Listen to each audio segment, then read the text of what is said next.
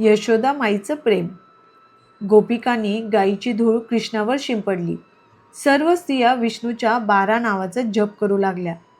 कृष्णाचे रक्षण व्हावे म्हणून यशोदा माईने कृष्णाला मिठीत घेतले आणि त्यांना दूध पाजले. सगळ्यांना वाटलं आपला छोटा कृष्ण अगदी साधा गोड बाळ आहे. जरी कृष्ण भगवान असले तरी गोपिका त्यांना नेहमी लाडकं बाळ म्हणूनच प्रेम देत.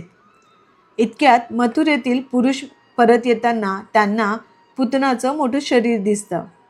नंद महाराजांना ताबडतोब वसुदेवाने सांगितलेले खबरदारी आठवली.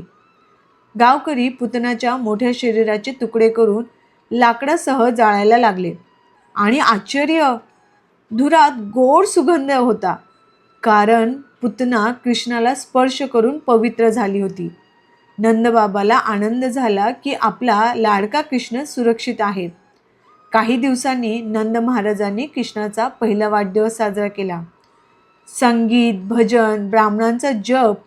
यशोदामाईने कृष्णाला आंघोळ घातली आणि रसगुल्ले, संदेश, लाडू असे गोड पदार्थ खायला दिले. दान म्हणून गायी, धान्य वाटले.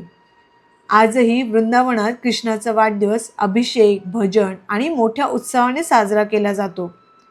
यशोदा माईच्या दृष्टीने कृष्ण नेहमी तिचा लाडका बाळ होता, देव नाही. जय श्री कृष्ण.